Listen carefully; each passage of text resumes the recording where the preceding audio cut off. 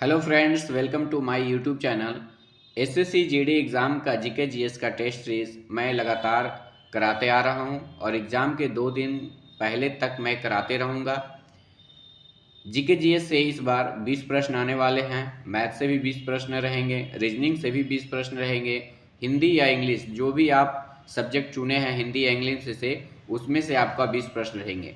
अब समय आई है थोड़ा सा पागलपन दिखाने की, क्योंकि जब तक आप पागलपन नहीं दिखाइएगा ये रिजल्ट होने वाला नहीं है। कंपटीशन बहुत ही ज़्यादा है, तो आप जितना से ज़्यादा स्टडी पे फोकस कीजिए, प्रैक्टिस कीजिए, रिवीजन ज़्यादा से ज़्यादा कीजिए ताकि कन्फ्यूज़न दूर हो। हर एक सब्जेक्ट का रिवीजन कीजिए, हर एक टॉपिक का रिवीजन कीजिए। तो चलते हैं हम अपने प्रश्न की ओर, ज़्यादा बातें नहीं करके। आज का हमारा पहला प्रश्न है आज का हमारा पहला प्रश्न है, लघु ज्वार उत्पन्न कब होती है। बहुत ही महत्वपूर्ण प्रश्न है और प्रीवियस ईयर के प्रश्न हैं। तो लघु ज्वार जो उत्पन्न होती है जब सूर्य और चंद्रमा एक दूसरे पर 90 डिग्री का कोण बनाते हैं, यानी कि 90 डिग्री पर होते हैं, यानी समकोण उसी को बोला जाता है। जब सूर्य और चंद्रमा एक दूसरे पर समकोण बनाता है तो लघु ज्वार उत्पन्न होते हैं। और यहाँ पे एक प्रश्न और बनती है कि बृहद ज्वार कब होती है। तो सूर्य और चंद्रमा और पृथ्वी जब तीनों एक ही दिशा सीधी रेखा में होते हैं तब जाकर के आपका बृहद ज्वार बनते हैं। चलते हैं प्रश्न 2 की ओर। हमारा आज का दूसरा प्रश्न है, 20 रुपये के नोट पर हस्ताक्षर किसका होता है। बहुत ही इंपॉर्टेंट प्रश्न है और इस प्रश्न का जो राइट आंसर है आपका ऑप्शन सी, आरबीआई गवर्नर का। और अभी वर्तमान में आरबीआई गवर्नर कौन है, तो हैं शक्तिकांत दास। ध्यान में रखेंगे। एक प्रश्न यहाँ पर और बनता है कि 20 रुपये के ही नहीं, 1 रुपये के छोड़कर बाकी सभी नोटों पर आरबीआई के गवर्नर का हस्ताक्षर होता है। और 1 रुपये के नोट पे जो हस्ताक्षर होता है वो होता है वित्त मंत्रालय के वित्त सचिव का। ध्यान में रखेंगे, बहुत ही महत्वपूर्ण प्रश्न है। चलते हैं अगले प्रश्न की ओर। प्रश्न संख्या 3, बहादुर शाह जफर अंतिम सम्राट थे इनमें से किस वंश के। बहुत ही इंपॉर्टेंट प्रश्न है। बहादुर शाह जफर जो थे मुगल वंश के अंतिम सम्राट थे। ऑप्शन बी आपका राइट आंसर है। चलते हैं अगले प्रश्न की ओर। प्रश्न संख्या 4, इनमें से कौन सा पुस्तक अरुंधति राय द्वारा लिखा गया है। बहुत ही इंपॉर्टेंट प्रश्न है। तो इस प्रश्न का जो राइट आंसर है option C, the god of small things के लेखक जो हैं अरुंधति राय हैं। अगला प्रश्न है, इंडियन प्रीमियर लीग यानी आईपीएल आईपीएल की स्थापना कब हुई है। तो ये हुई है वर्ष 2008 में। आपका ऑप्शन डी राइट आंसर है। चलते हैं अगले प्रश्न की ओर। हमारा अगला प्रश्न है, इनमें से कौन सी लड़ाई हेमू और अकबर के बीच लड़ी गई थी। बहुत ही इंपॉर्टेंट प्रश्न है। अकबर और हेमू के बीच की जो लड़ाई थी वो पानीपत की दूसरी लड़ाई थी। ऑप्शन ए आपका राइट आंसर है। चलते हैं अगले प्रश्न की ओर। हमारा अगला प्रश्न है, मानव के नाखून और बाल किस प्रोटीन के बने होते हैं, यानी कि बाल और नाखून में कौन सा प्रोटीन पाया जाता है। तो ऑप्शन सी है केराटीन, नॉट कैरोटीन। ध्यान दीजिएगा, केराटीन। चलते हैं अगले प्रश्न की ओर। हमारा अगला प्रश्न है, ग्रैंड स्लैम के विंबलडन ओपन टेनिस वर्ष के किस माह में खेला जाता है, यानी कि हर प्रत्येक वर्ष के किस महीने में विंबलडन ओपन टेनिस टूर्नामेंट होती है। तो ये होती है जुलाई माह में। ऑप्शन सी आपका राइट आंसर। चलते हैं अगले प्रश्न की ओर। यक्षगान किस राज्य का लोक नृत्य है। बहुत ही महत्वपूर्ण प्रश्न है ये और इस प्रश्न का जो राइट आंसर है ऑप्शन बी कर्नाटक। ध्यान रखेंगे। चलते हैं अगले प्रश्न की तरफ। कृत्रिम वर्षा कराने के लिए किस रसायन का प्रयोग किया जाता है।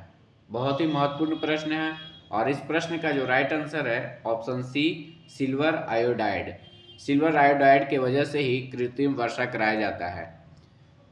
हमारा अगला प्रश्न है, वर्ष 2022 का फ्रेंच ओपन महिला एकल का खिताब किसने जीता। ये करंट अफेयर्स के क्वेश्चन डाले हैं, ध्यान में रखेंगे। बहुत ही महत्वपूर्ण प्रश्न है ये और इस प्रश्न का जो राइट आंसर है ईगा स्वेटेक, यानी ऑप्शन सी। फ्रेंच ओपन महिला एकल की खिताब किसने जीता है, तो ईगा स्वेटेक। और ये ध्यान, ऑस्ट्रेलियन ओपन का महिला खिताब जीता है तो एशले बार्टी। ध्यान में रखेंगे। अगला प्रश्न है, पूर्वी घाट की उच्चतम शिखर इनमें से कौन है? अनेक पूर्वी घाट की उच्चतम शिखर इनमें से कौन है? तो इस प्रश्न का राइट आंसर है ऑप्शन सी, महेंद्रगिरी। ध्यान में रखेंगे, पूर्वी घाट की उच्चतम शिखर है तो कौन? महेंद्रगिरी। चलते हैं अगले प्रश्न की तरफ।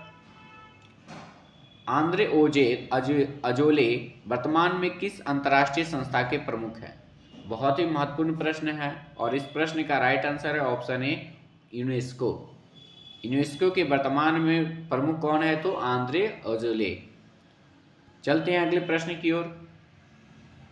हमारा अगला प्रश्न है, इनमें से कौन सा देश द्वितीय विश्व युद्ध में मित्र राष्ट्र की तरफ से नहीं थे? बहुत ही महत्वपूर्ण प्रश्न है। तो मित्र राष्ट्र की तरफ से देखिए, अमेरिका थे, सोवियत संघ देश था, फ्रांस भी था, तो नहीं था इसमें शामिल जर्मनी। जर्मनी जो था धुरी राष्ट्र की तरफ से था और द्वितीय विश्व युद्ध की शुरुआत जो हुई थी 1939 में हुई थी। ध्यान में रखेंगे। चलते हैं अगले प्रश्न की ओर। हमारा अगला प्रश्न है, स्फेग्मोमैनोमीटर उपकरण का उपयोग किस मापने के लिए किया जाता है? किसे मापने के लिए करते हैं? तो बहुत ही सिंपल प्रश्न है और इम्पोर्टेंट प्रश्न है और बार बार एग्जाम में प्रश्न रिपीट हुए हैं। तो इस प्रश्न का राइट आंसर है ऑप्शन ए, रक्तदाब। रक्तदाब मापने के लिए स्फेग्मोमैनोमीटर का इस्तेमाल किया जाता है। चलते हैं अगले प्रश्न की तरफ। 16 नंबर प्रश्न है, जीएसटी टैक्स किसके द्वारा एकत्रित किया जाता है या ग्रहण किया जाता है? ये भी प्रश्न आ सकता है, या किसके द्वारा लिया जाता है? तो ये जो लिया जाता है दोनों सरकार लेती है, यानी केंद्र सरकार और राज्य सरकार, इसलिए ऑप्शन आपका सी राइट आंसर हो जाएगा। चलते हैं अगले प्रश्न की तरफ। प्रश्न संख्या 17, वर्तमान में राज्यसभा के पदेन सभापति कौन है? तो पदेन सभापति कौन होते हैं?